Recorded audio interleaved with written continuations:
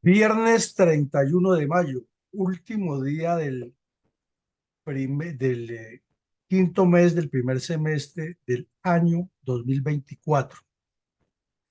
El tema que tenemos para la memoria histórica en la sesión 556 del presente año y de la actividad académica es un episodio que fue consecuencia de un consejo de guerra celebrado en el cantón occidental de Bogotá contra 10 terroristas de la cuadrilla EPL-PLA, en hechos finalizados el 4 de abril de 1979, en el cual fueron condenados 9 terroristas in situ y uno en ausencia a 54 años en total, como consecuencia de una cantidad de actos terroristas que habían cometido en Bogotá.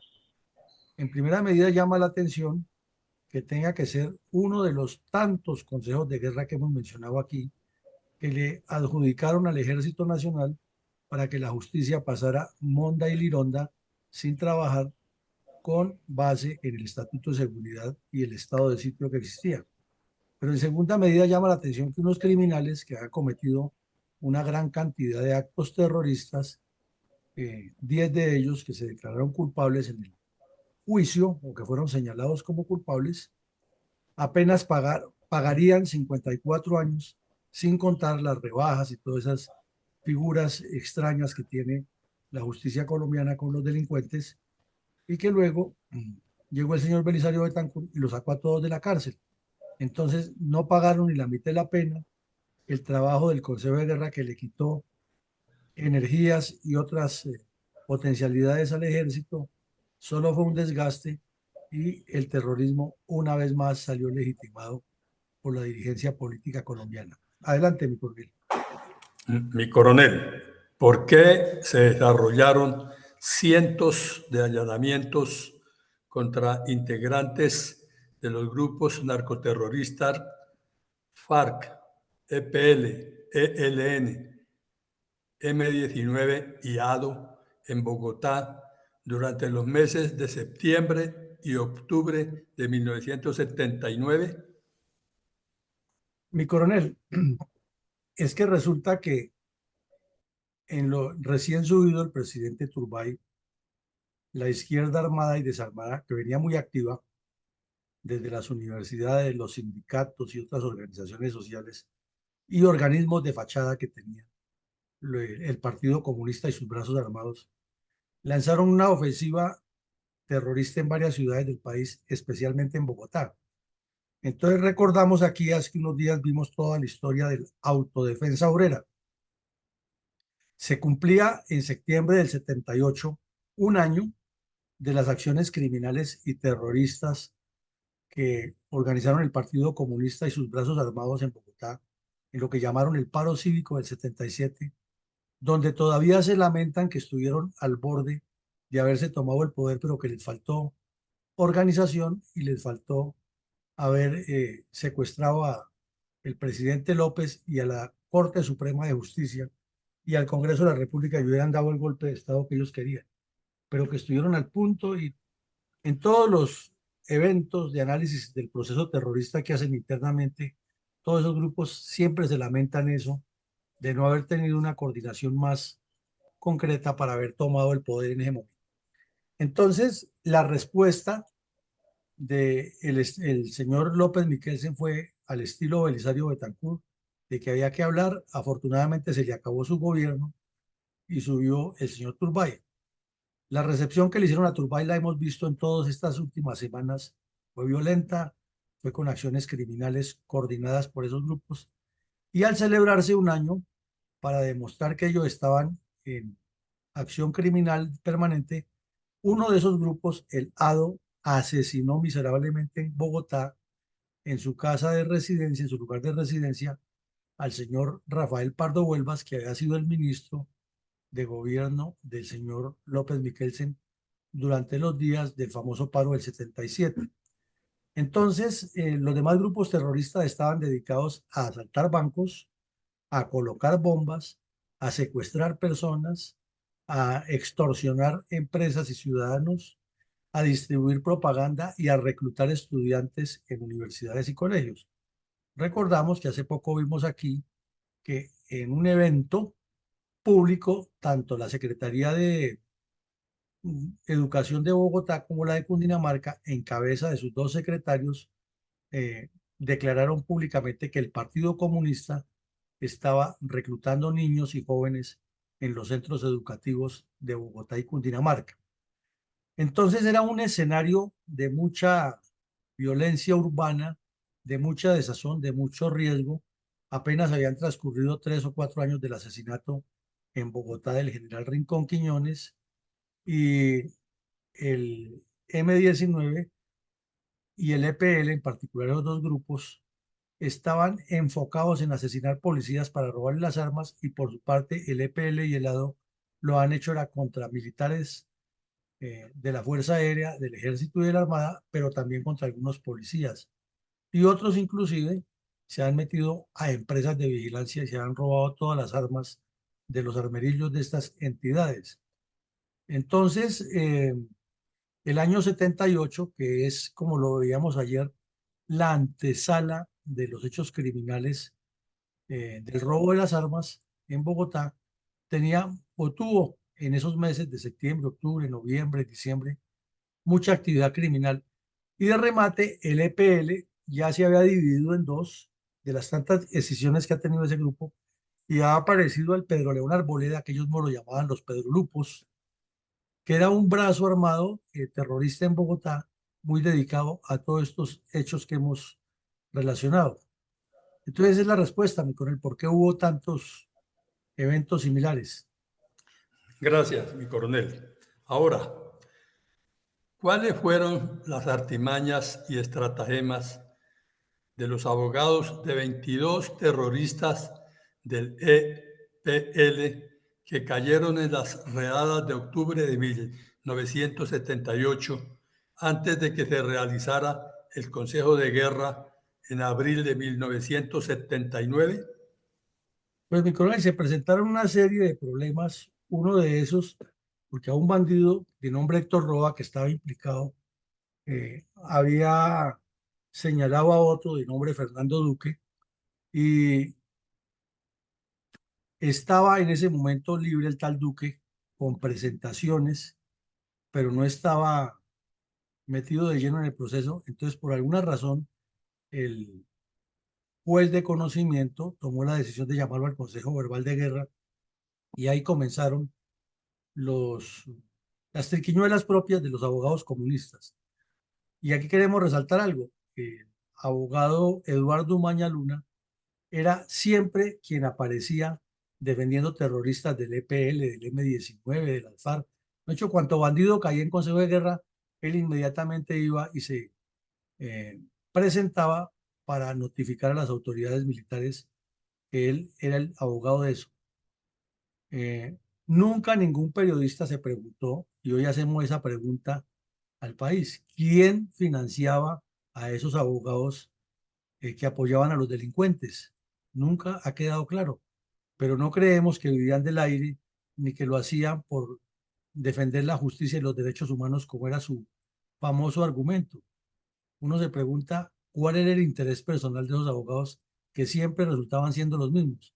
Los más notorios de todos los procesos fueron el señor Umaña Luna y el señor Zipagauta, Alberto Zipagauta. Ellos aparecían siempre que había Consejo de Guerra contra quien fuera, contra quien fuera el Consejo de Guerra, ahí aparecían esos personajes siniestros como los eventuales defensores de estos criminales. Entonces, hubo una cantidad de dimes y diretes, le buscaban toda la comba al palo, que se debía llamar, que como no todos los terroristas tenían abogado, entonces le nombraron de oficio 2 capitanes, entonces que eso no era ninguna validez, porque los capitanes iban era a terminar de hundir a los defendidos, que ellos podrían asumir esa defensa. Me he dicho todas las triquiñuelas que nos podamos imaginar tendientes a dilatar el proceso, que era lo que buscaban siempre, para que se venciera el periodo contemplado como estado de sitio y luego quedaran libres. Pero el presidente del Consejo de Guerra tomó la decisión y dijo, no, el Consejo de Guerra se hace porque se hace. Y entonces sí, ya en el momento de la decisión de los 22 criminales que han llevado a Consejo de Guerra o que han llamado, salieron condenados 9 presenciales y 1 en ausencia. Mi coronel, ¿cuál fue el desarrollo del Consejo de Guerra realizado en las instalaciones del Batallón de Policía Militar número 1, General Tomás Cipriano de Mosquera, que está localizado en la unidad de Puente Aranda, en Bogotá, contra los terroristas del EPL, capturados en esa misma ciudad en octubre de 1978? Bueno, mi coronel, lo primero que llamó la atención es que estas dos copias fotostáticas que vemos en pantalla muestran en primera página de los diarios capitalinos a 9 de los 10 terroristas condenados con los puños en alto. Es un poco borrosa la foto, pero está descrita. eh, Todos con los puños en alto, gritando vivas a la revolución comunista y cantando al unísono la Internacional, que era la que en ese tiempo se había quejado precisamente la secretaria de gobierno de Bogotá, estaban utilizando en los colegios públicos para adoctrinar a los niños a que se volvieran bandidos. Entonces, luego viene la explicación que los 10 condenados, 9 en presencia y 1 en ausencia, deberían pagar 54 años en total y que debían ser trasladados a la isla prisión de Gorgona, donde no se pudieran escapar, ni tuvieran visitas, ni nada que interfiriera el estatuto de seguridad, porque esa era la decisión que tenía el gobierno nacional. Entonces, se señaló como principal responsable a un delincuente, un terrorista de nombre Oscar Luis Mateus, pero ese ha sido condenado en ausencia y fue al que más le aplicaron la mayor pena, de 7 años y 4 meses. Pero seguía un tal Jairo Hernández Cubillos, que era otro delincuente igual de peligroso, con 6 años y 8 meses, y otros más, que fueron bajando hasta 3 años y 4 meses la condena mínima. Y uno de 2 años que sí realmente mm, la práctica quedaba libre en breve por todos esos procesos de lo que tiene la ley colombiana. Eh, las condenas eran por distintas razones, todas relacionadas con el Pedro León Arboleda. Fundamentalmente la quema de vehículos, que era el cargo mínimo, porque no han causado daños a personas, sino solamente a daños materiales a propiedades privadas. Y otros si era por asesinatos de policías y secuestros, que nos parece irrisorio y ridículo que en un consejo de guerra se condene únicamente a 7 años a un asesino de policías o de soldados para robarle las armas, o a un terrorista que ha colocado bombas y ha causado heridas a personas civiles o personas uniformadas. Pero pues esa fue la lectura de la sentencia de la Corte Marcial, y como dicen en Colombia, la justicia se respeta y se acata. Eh, Fueron absueltos también otros, entre ellos el tal Fernando Duque, que había sido llamado a juicio a pesar de que tenía únicamente presentaciones, y se resaltó que los condenados eran en su mayoría estudiantes de la Universidad Nacional. Entonces uno se queda pensando, si cada rato que vemos aquí eventos terroristas aparecen que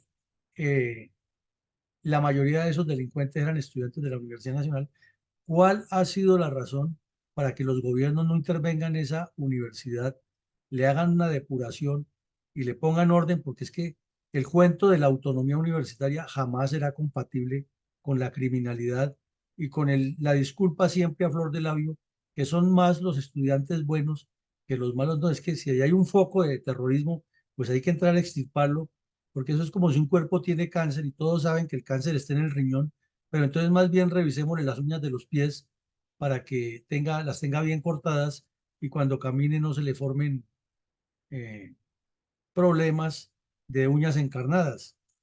Eh, ese consejo de guerra estuvo presidida por un coronel Cristancho, que era abogado, y el fiscal fue el coronel Pradilla Giraldo, y los vocales fueron los mayores Lara Ospina, Suárez Galvis y Héctor Rodríguez Velandia. Y como secretario ofició un sargento de apellido Chaparro. Ahí está la lista de los defensores. Entonces está Zenón Prieto Rincón, Humberto Vergara Portela, Adolfo Sandoval, Eduardo Umaña Mendoza, no Luna, me he equivocado yo, era Mendoza, Henry Barrera Henao, Idelbrando Galvis Galvez, Miguel Villarreal, y la lista sigue. Y los capitanes Manuel Roballo y Fernando Navarrubio. Hernando, era no Fernando, no Hernando. Dice Fernando, pues se llamaba Hernando. Esto demuestra, al revisar la lista de esos abogados, todos eran del Partido Comunista. Entonces uno se pregunta, bueno, ¿y quién los financiaba?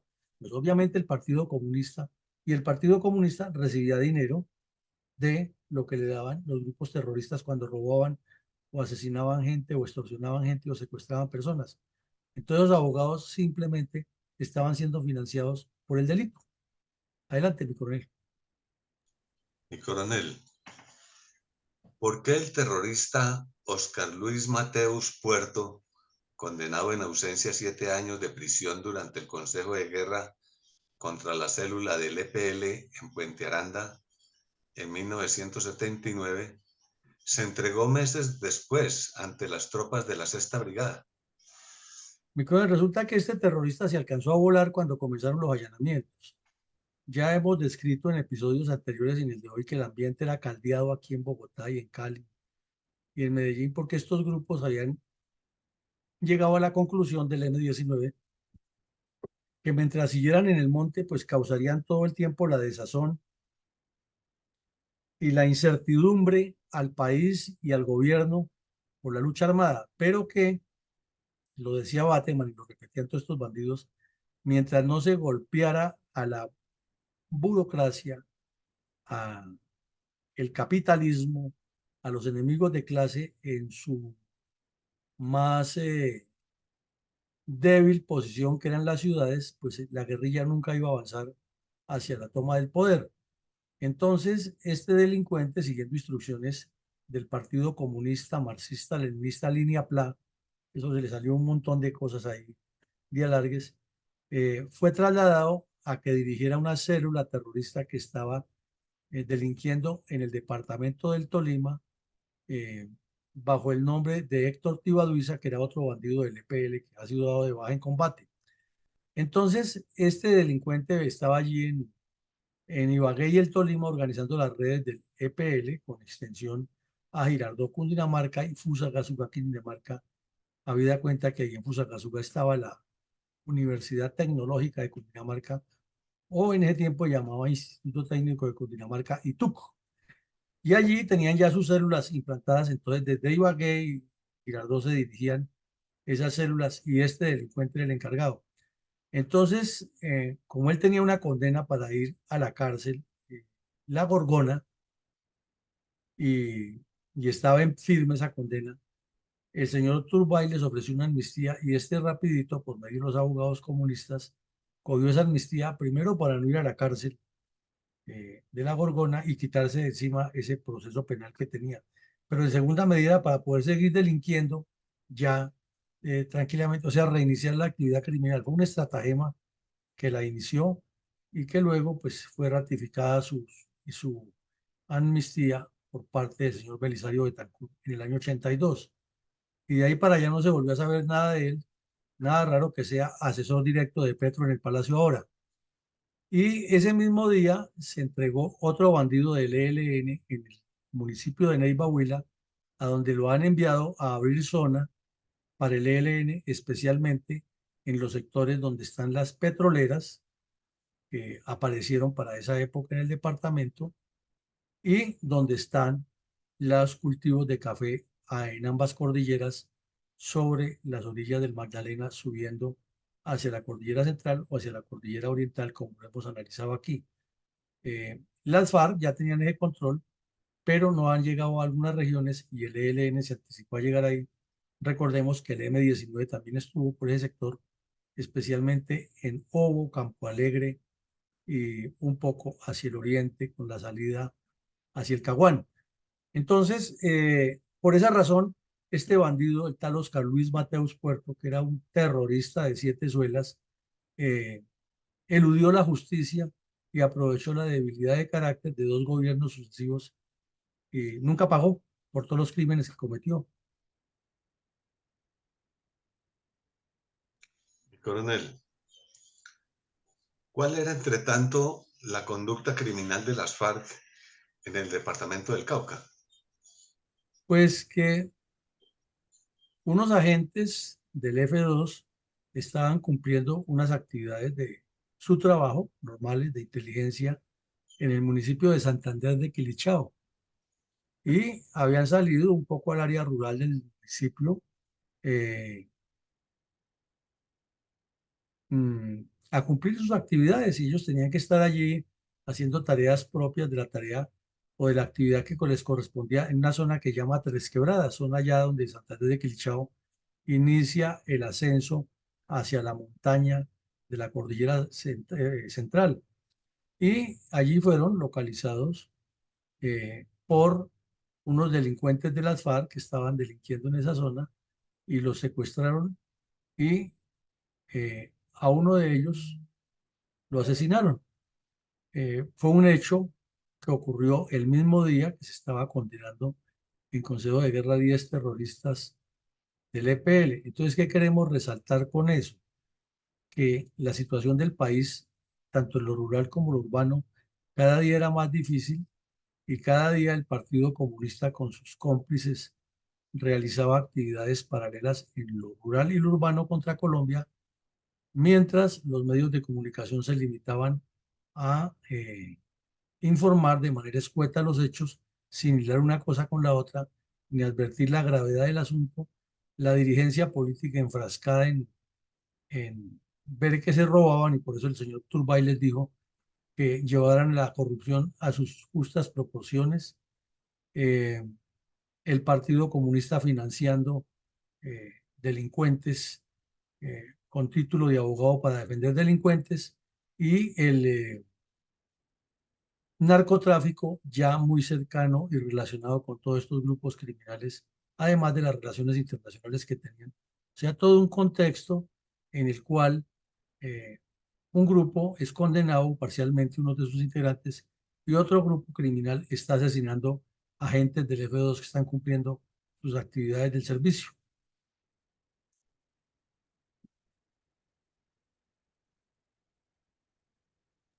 Mientras tanto, ¿cuál era la conducta criminal del M-19 en el departamento de Antioquia? Pues estaban trabajando con una cantidad de personas, estaban infiltrando sindicatos, organizaciones sociales, y por ejemplo, en el sindicato de trabajadores de la Universidad Nacional tenían algunos miembros en Medellín, y otro un sindicato que se llama la Asociación Sindical de Profesores Universitarios de Medellín, de Antioquia, tenían algunas personas que hacían parte del M-19 y en total fueron capturados por la Cuarta Brigada en ese periodo 14 personas, todas vinculadas de alguna manera con estos dos sindicatos, y ya nos imaginamos el grito que pusieron en el cielo. Todos eran buenas personas, ninguno tenía nada que ver, era persecución a los derechos humanos, atentados contra la dignidad de los ciudadanos, y los dirigentes de esas asociaciones, en su mayoría relacionados directa o indirectamente con los grupos terroristas, dando constancias y declaraciones de que habían capturado prácticamente a la Virgen María y a Santa Teresa de Calcuta, eh, las fuerzas militares abusando de los derechos humanos de esos pobres ciudadanos. ¿Cuál era, entre tanto, la conducta criminal de las células urbanas del EPL-FLA que seguían delinquiendo en la capital y mantenían contacto directo con los abogados de los terroristas detenidos en el cantón occidental del ejército en la capital de la República?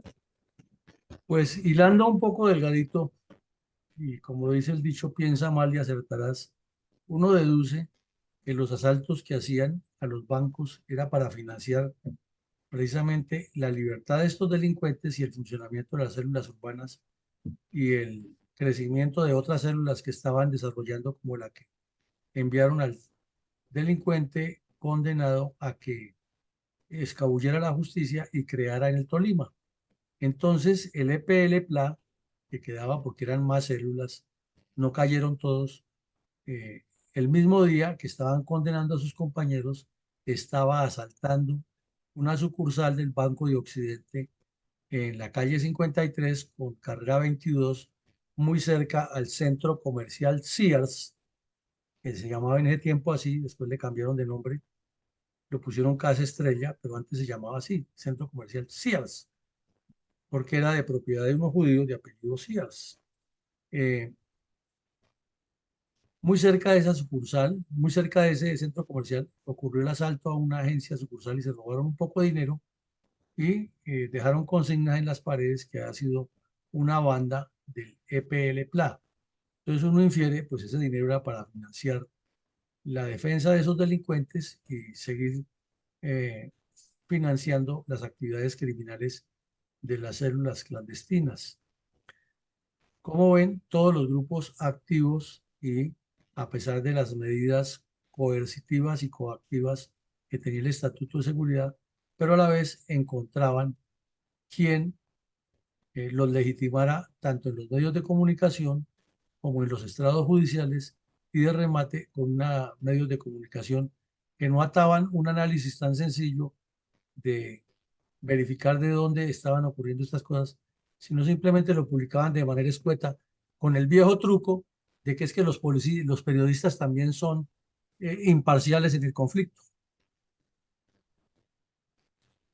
Mi coronel, ¿por qué el gobierno nacional negó otorgar un salvoconducto para que la República de Francia sacara de Bogotá hacia París al terrorista del M-19, Marco Velandia, quien habilidosamente y aconsejado por corruptos abogados que representaban los intereses del grupo criminal, se había asilado en la Embajada de Francia?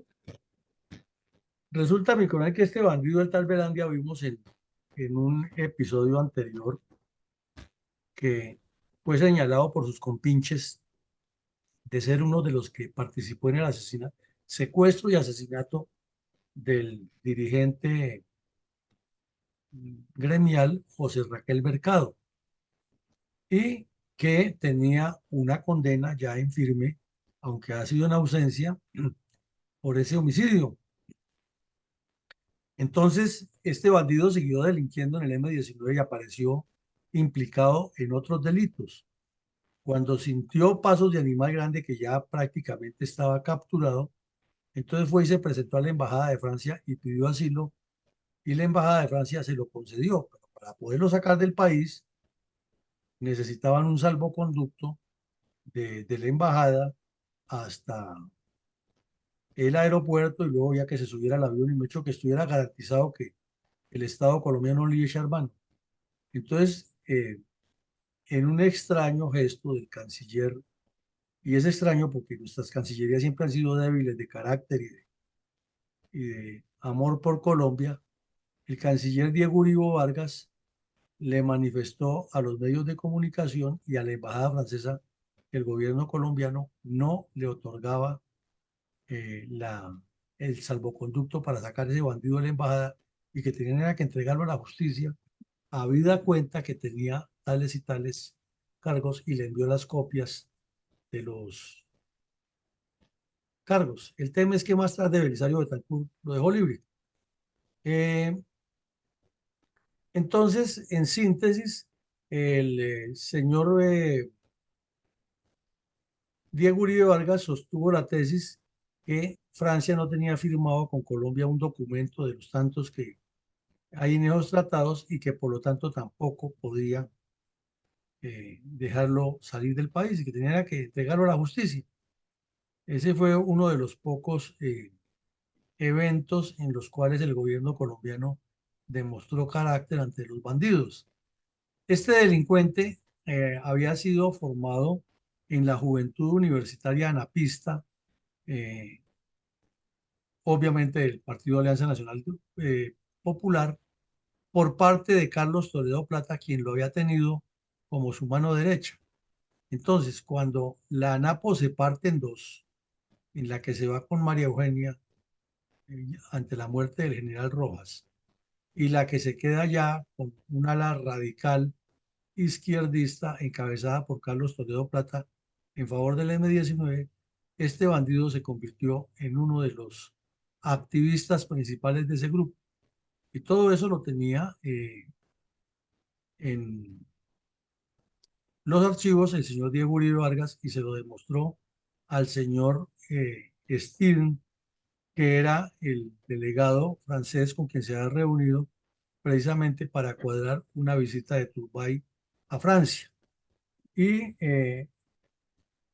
quedó claro que a pesar de este impasse, no se iban a deteriorar las relaciones diplomáticas de Colombia con Francia y que una cosa era una cosa y otra era la visita de Estado de Turbay a Francia. Esos fueron los hechos, mi coronel.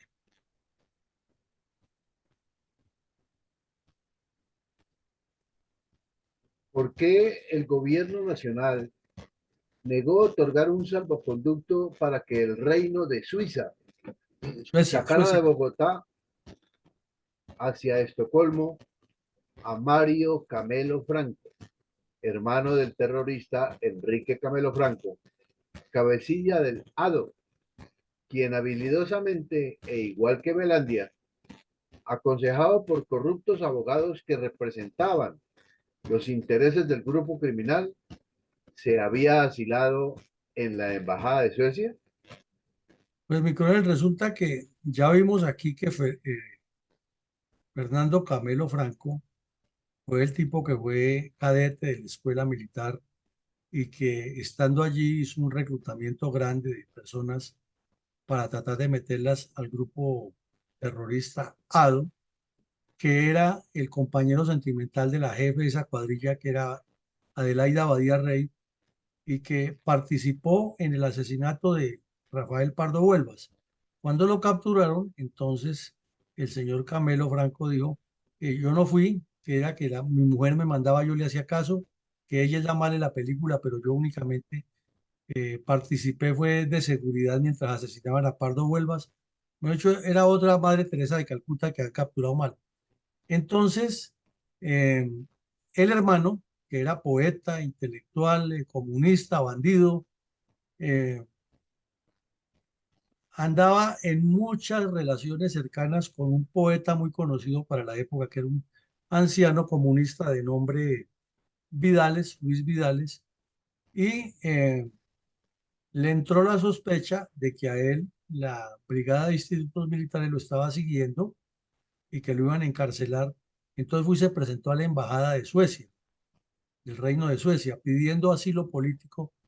Entonces comenzó el proceso y cuando consultaron a las autoridades colombianas de cuál era la situación, pues el ejército dijo que no lo estaba buscando, que eso eran mentiras, que eso era un acto publicitario en favor del hermano, y la Cancillería le manifestó a Suecia que en ese aspecto Colombia no tenía ningún tratado con ellos, así es de que no le iba a conceder ningún salvoconducto y que lo ideal era que lo entregaran.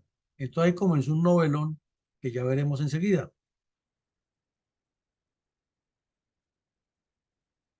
Adelante, mi coronel.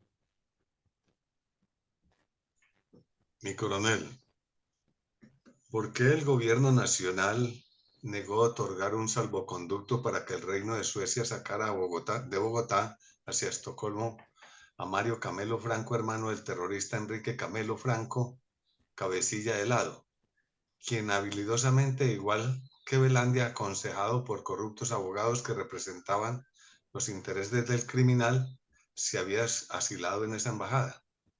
Pues mi Bien, coronel, ya hemos dicho que este bandido era hermano del tal Camelo que ha participado en el asesinato de Pardo Huelvas y que su falta de carácter, en lugar de asumir la responsabilidad, le ha echado la culpa a la mujer. La mujer fue la culpa la tuvo un tubo.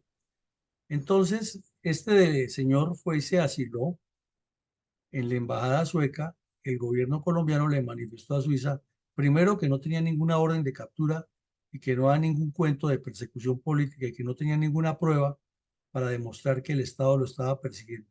Y segundo, le recordó al Reino de Suiza que Colombia no tenía ningún tratado con ellos en ese aspecto, así es de que ese bandido tenía era que salir, o sea, dejar de mentir y de montar shows, porque estaba era buscando proteger al hermano. Entonces, el novelón continuó y el bandido se voló de la embajada suiza. Nadie sabe por dónde se voló, pero se escapó de allá. Y al día siguiente apareció en la oficina del general Vega Uribe, en la Brigada de Institutos Militares, diciéndole que él venía a rendir cuentas de lo que lo estaban sindicando porque él era inocente. Entonces el general Vega le dijo abiertamente, delante de un periodista que estaba ese día ahí en la oficina, le dijo, es que usted viene a rendir cuentas que nadie le ha pedido. Nosotros no lo estamos buscando aquí. Nosotros condenamos a su hermano por bandido. Entonces, ¿usted qué es lo que está haciendo? ¿Qué es lo que busca con ese show? No, que es que yo tenía la sospecha que me estaban buscando. Entonces, el general Vega, palabras más, palabras menos, no se imagine lo que no es. Y si usted tiene alguna culpa, pues le llegará el momento en que responda por eso, pero aquí no lo estamos buscando. Así de que no arme show ni desprestigie la brigada. Y le dio la orden a un mayor que estaba ahí en la reunión con el periodista y con el Estado Mayor, que lo llevaran a la guardia y dejaran la constancia en el libro de comandante guardia que el bandido ha salido a esa hora de allí. Entonces quedó libre y lo entrevistaron los medios de comunicación y le preguntaron, bueno, ¿y usted qué es lo que?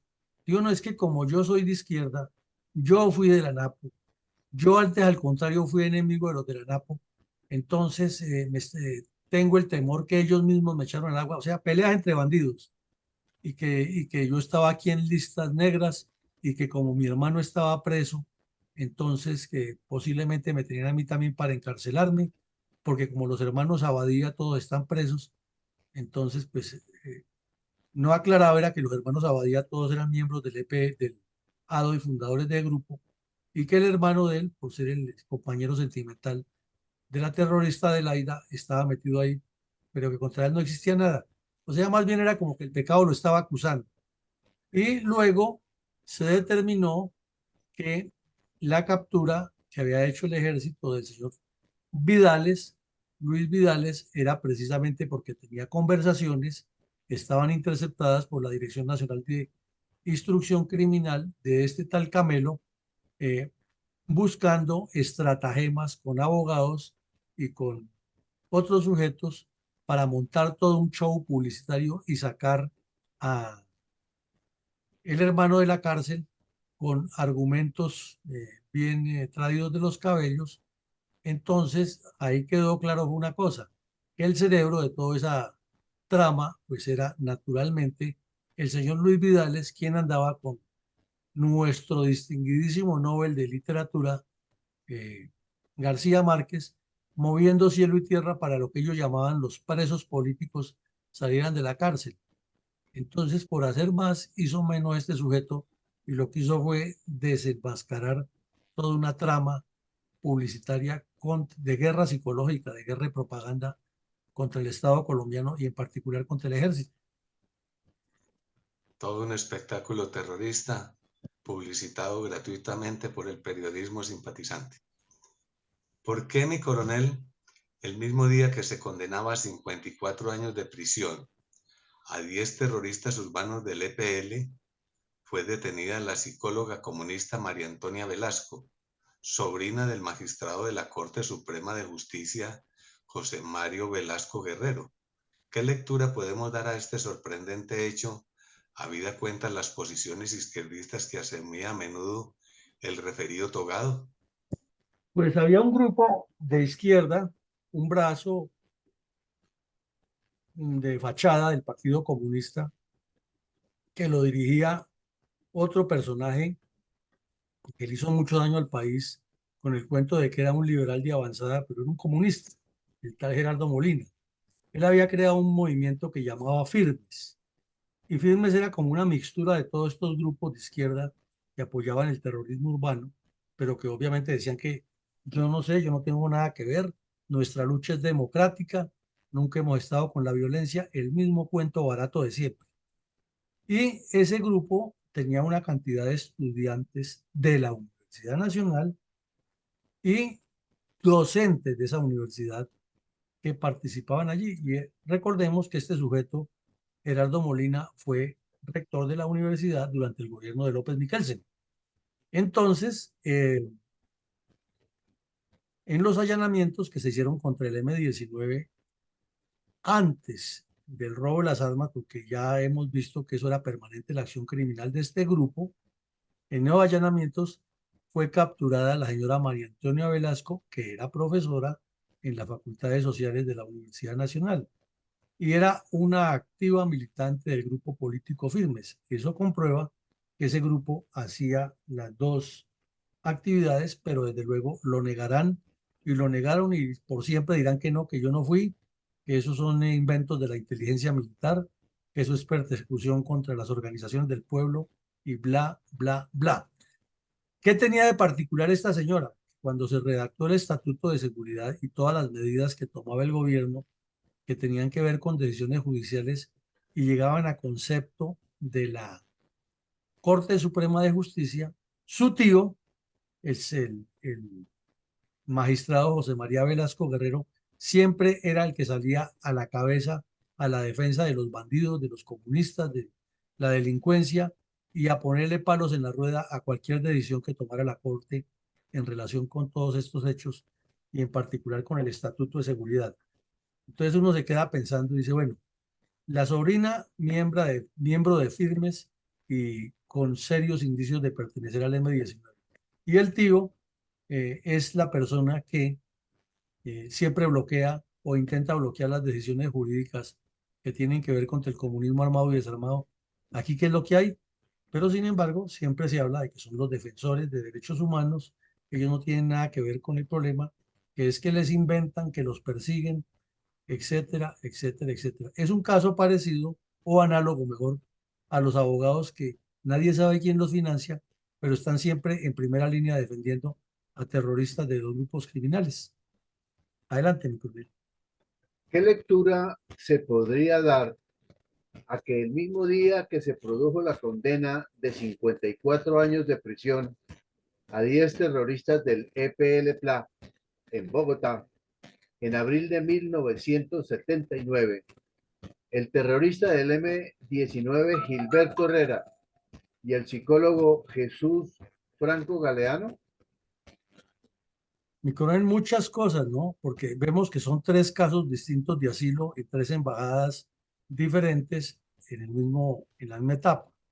Y que una socióloga, profesora de la Universidad Nacional, y un sociólogo también eh, de esa universidad y un estudiante de derecho de esa universidad, todos los tres implicados en casos de terrorismo. Y los dos últimos, el sociólogo de la Universidad Nacional y el estudiante, piden asilo en la Embajada Mexicana, mientras otros dos personajes estaban pidiendo embajada en Suiza, en Suecia, perdón, y Francia.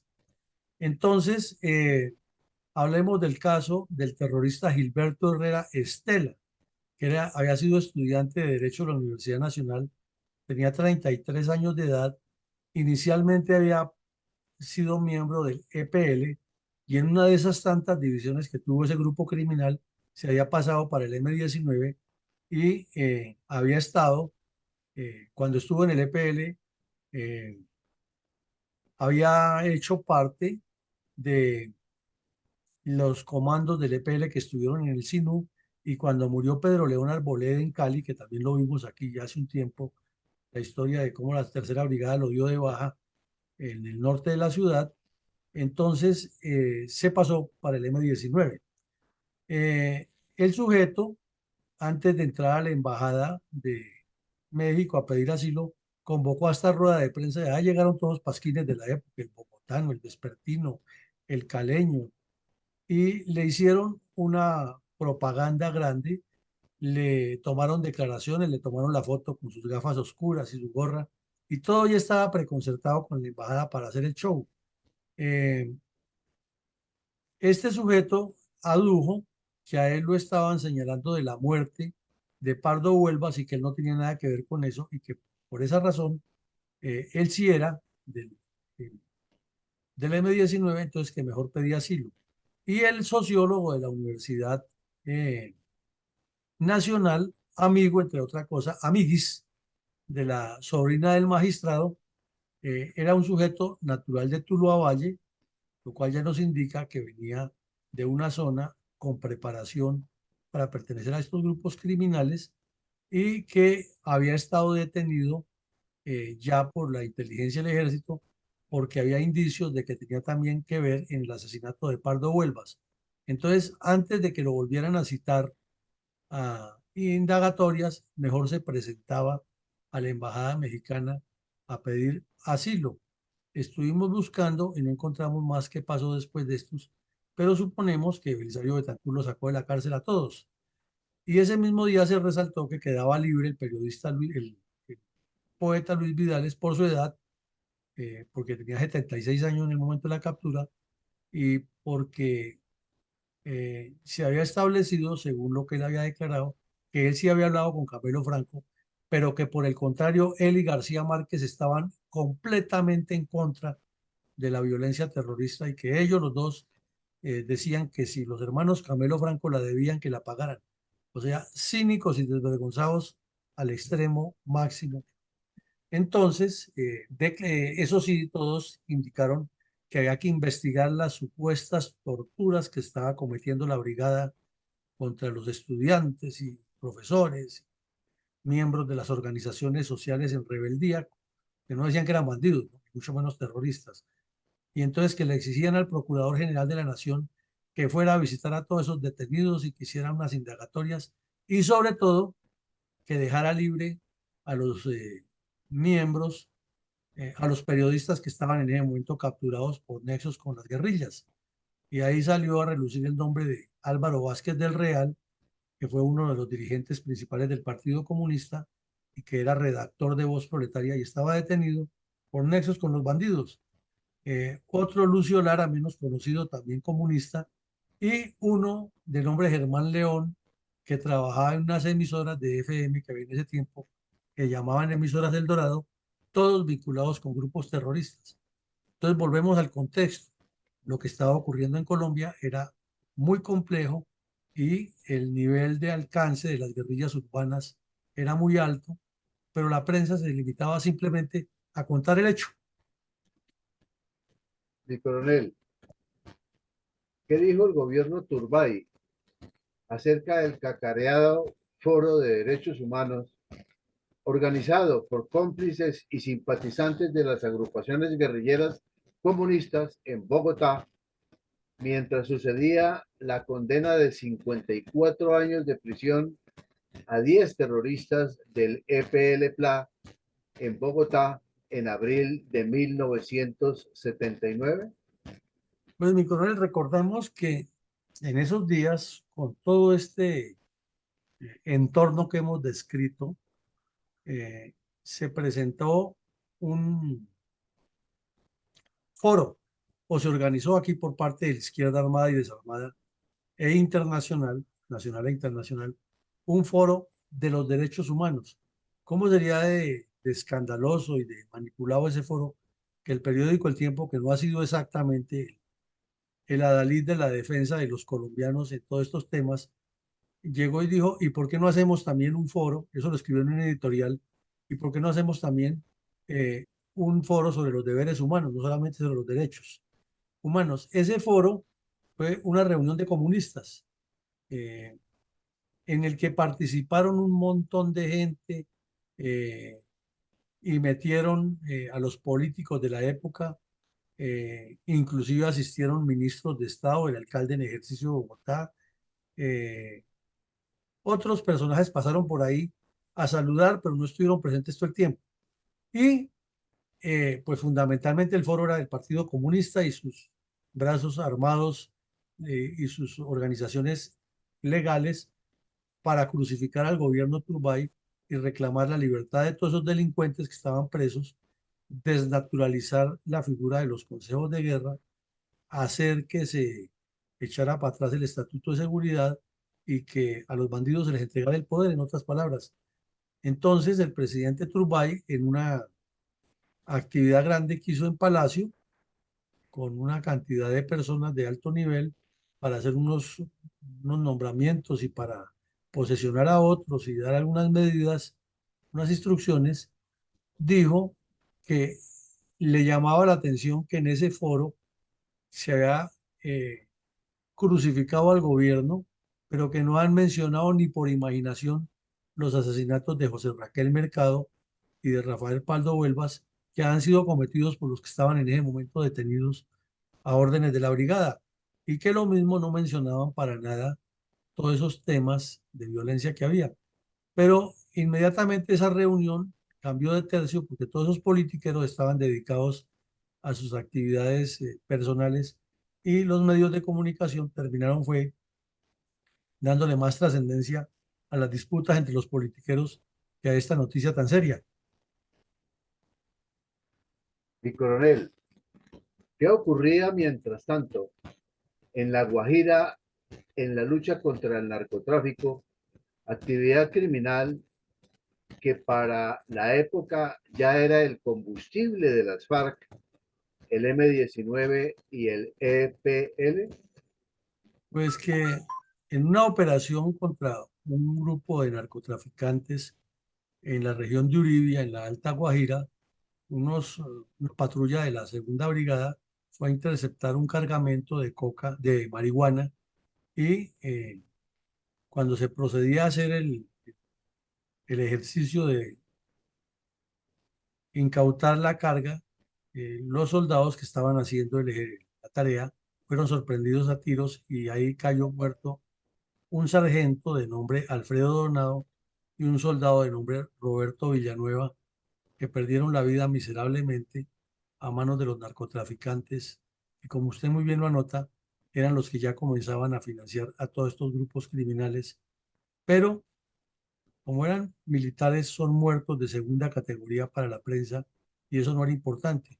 En ese momento para la prensa era más importante resaltar la captura del señor Vidales, que era poeta comunista, que la muerte de dos militares en defensa de la soberanía nacional. Mi coronel, han traído las conversaciones de paz con el M-19, el EPL y las FARC y los falsos anuncios de victoria de los dirigentes políticos, la desarticulación de los grupos narcoterroristas en toda Colombia, además de seguridad total a los miembros de las fuerzas militares y de policía. Mi coronel, desafortunadamente no, no porque ahí vemos que el EPL y el M-19 supuestamente se rindieron, entregaron las armas, pero la violencia sigue. En el Catatumbo tenemos el grupo del EPL que llaman los Pelusos, dedicado de lleno al narcotráfico. Eh, el M-19 logró una constituyente y logró ahora poner un presidente, y el presidente no ha hecho sino darle al país, hacerle daños al país. Y las FARC y Santos hicieron un pacto personal entre ellos que en sumatoria le ha causado daños y daños a los colombianos y seguimos siendo blanco de todas esas actividades criminales de este grupo. O sea que en síntesis, ninguno de esos procesos de paz ha conducido a lo que se dice la paz, ni mucho menos a que las fuerzas militares y de policía tengan sosiego, porque a diario siguen siendo asesinados sus miembros por estos delincuentes.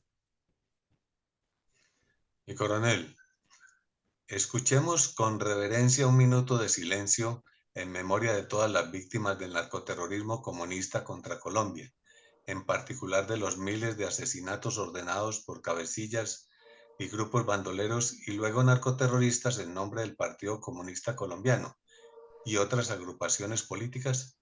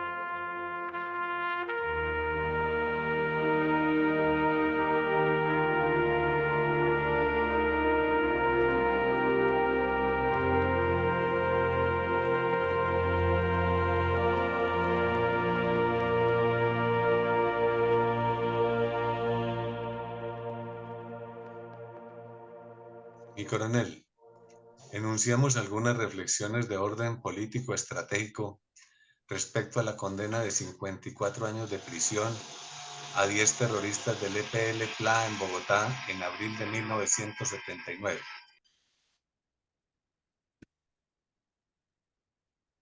Mi coronel, tenemos varias reflexiones para hacer. Primero, miremos que así como se han olvidado las atrocidades cometidas por el tripartidismo de los años 60 y esa reflexión que hacíamos ayer con la carátula de Chapete eh, acerca de las personas que se ilustran como son los universitarios, pero terminan es cometiendo crímenes, quiere decir que hay una parte de esta sociedad que está enferma y descontrolada y desorientada.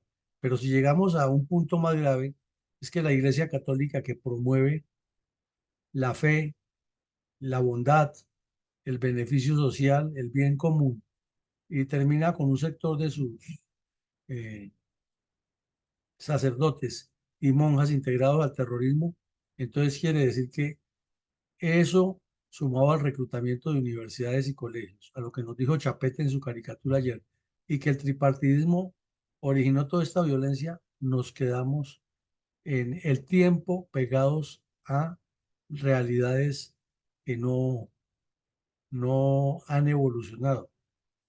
Que las fuerzas militares hayan sido puestas y utilizadas como trompo para que con el paso del tiempo sean las que sufren el escarnio de la incapacidad del Estado para manejar los problemas, asignándoles la tarea de hacer consejos de guerra cuando eso no está dentro de la esencia militar, porque eso no es una actividad que le corresponde. Sin embargo, se la trasladaron y la cumplieron las fuerzas militares con lujo de detalles, pero las manchas de todo lo que allí ocurrió siempre serán manipuladas por la propaganda comunista. Eh, y volvemos al punto esencial, que por parejo el narcotráfico, la dirigencia descompuesta y los comunistas armados y desarmados nos han llevado a que el país se desangre de esta manera. Entonces, Colombia lo que necesita es una reorientación de rumbo, que no se va a hacer ni en un año, ni en 2 años, ni en 5, ni en un periodo presidencial, sino que debe ser un proyecto a largo plazo que incluya replanteamientos en estos aspectos medulares, porque o si no, seguimos como en la carátula de Chapete, con la señora que va a comprar libros por toneladas para adornar la sala y el vendedor de libros se burla preguntándole que si los lomos van con hueso o sin hueso. Esa es la realidad. Adelante, mi coronel, con su comentario de hoy. Sí, mi coronel, con mucho gusto.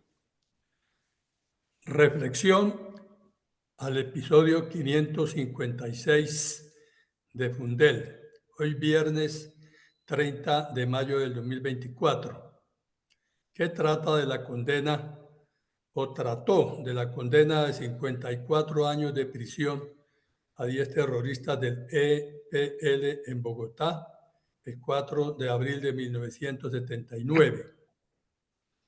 Objetivo Colombia. Empiezo haciendo un breve resumen de lo que fue el EPL, el grupo terrorista EPL, fundado en 1967. Su zona de concentración fue la región del Catatumbo, en donde mantuvieron una confrontación con el ELN por el control territorial. Este grupo terrorista inicialmente fue de inclinación maoísta, como brazo armado del Partido Comunista de Colombia, y luego viró hacia el marxismo-leninista. Usted bien lo explicó, mi coronel.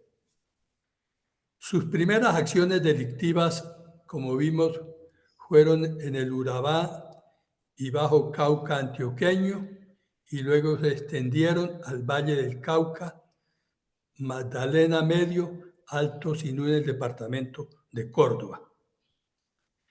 El gobierno de Lleras Restrepo del 66 al 70, intentó diálogos con ese grupo por medio de María Elena de Crobo.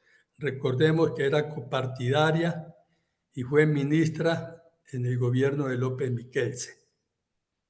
Entre 1968 al 75, el ejército diezmó este grupo guerrillero y muchos llevados a juicio, como lo vimos. Entre ellos Pedro León Arboleda. Pero en 1978 se reactivó en Antioquia y Córdoba, bajo la dirección de los hermanos Calvo, Óscar y Ernesto. Como resultado de los diálogos adelantados en el gobierno de César Gaviria, entre 1990 y 94, se dice que el 95% de este grupo se movilizó. Para entonces el ministro de gobierno era Humberto de la Calle Lombana y el consejero de paz Antonio Bejarano. Muchos de ellos fueron asesinados por la FARC. Se dice también que en 1991 se movilizaron 2.200 guerrilleros y 200 no. Unos quedaron a órdenes de los que no se movilizaron del terrorista Francisco Caraballo. Otros se adhirieron al M-19 con el nombre de Movimiento Esperanza, Paz y Libertad. Descrito lo anterior, la primera reflexión es la siguiente. Desde un poco antes y desde el principio del Frente Nacional, cada presidente de Colombia ha intentado y llevado a cabo un proceso de paz con estos rebeldes terroristas. Y todos no solo no han dado resultado, sino que después de cada proceso, el resultado final, con firmas o sin firmas de las partes, es decir, del gobierno y de los terroristas, siempre se arrecia la violencia porque nunca la narcoguerrilla comunista ha cumplido los acuerdos. Miremos que en los años 70, unas de las disidencias del proceso de paz armaron un ala rural con el nombre del Frente Che Guevara en el Meta, Caquetá, Huila y Tolima. Usted lo expresó tangencialmente, mi coronel, en la presentación del episodio. La segunda reflexión o análisis de este episodio. Nuestras fuerzas militares están preparadas para combatir y exterminar a las narcoguerrillas siempre y cuando estén bien comandadas por el presidente de turno. Tercera reflexión. Los viejos actores, representantes del gobierno en procesos de paz anteriores, siguen apareciendo en los repetidos escenarios de procesos fallidos. Caso, por ejemplo, el del señor Humberto de la Calle. Sigamos. Entre 1991 y 1995, el grupo terrorista de la FARC sistemáticamente empezó a asesinar a casi 200 exmiembros del EPL desmovilizados, mientras los que no se habían desmovilizado y en pleno proceso de paz en Tlaxcala secuestraron al exministro Algerino Durán Quintero y a otros que usted ya los expresó, tal cual sucede ahora con este llamado proceso de paz total, que mientras los terroristas del ELN dialogan, al mismo tiempo están incendiando el país, como sucede en el departamento del Cauca. Pero igual sucedió en el proceso de paz del señor Santos con la FARC. Omito referirme de fondo a las argucias de los abogados en la defensa de los bandidos y en particular a los tratados aquí en los procesos penales contra terroristas del EPL. Pero sí, a este respecto tengo que decir que una de las fuentes del derecho, además de la costumbre, la doctrina y la jurisprudencia, es la moral y la ética.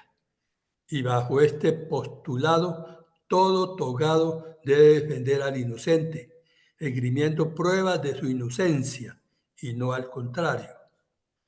Al final es el juez quien valora las pruebas y decide.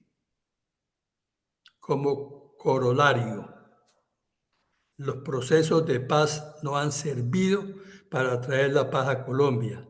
Son estratagemas de la narcoguerrilla comunista para fortalecerse. Los gobiernos de Colombia han sido débiles y laxos con la narcoguerrilla comunista. La narcoguerrilla comunista se financia mediante actos delictivos, incluyendo el narcotráfico. Y el último punto del corolario: Colombia carece de formación política, ética y moral. Conclusión: de seguir así, Colombia seguirá rumbo al abismo. Por ello, invitamos a seguirnos en estos eventos académicos de episodios de memoria histórica de Fundel, en donde se presenta la memoria tal cual de las causas de la violencia en nuestro país. Mi reflexión, gracias y feliz día. Muchas gracias, mi coronel. Muy amable, muy concreto su resumen que hace sobre lo que fue el grupo narcoterrorista EPL y lo que sigue como remanentes, y en especial lo que usted acota sobre estos consejos de guerra y esos procesos de paz que se han hecho con todos estos grupos no han servido para nada distinto a prolongar una agonía que, de no dársele un remedio claro, suficiente y efectivo, nos tendrá aquí inmersos per secula seculorum. Esta noche tendremos una videoconferencia analizando el gobierno del señor Samper Pizano a cargo del historiador Eduardo Patiño. El lunes, por ser festivo, pues no habrá actividad académica, pero el martes a primera hora retornaremos nuestros espacios habituales con todos estos análisis. Un feliz día para todos y que Dios nos siga bendiciendo y acompañando.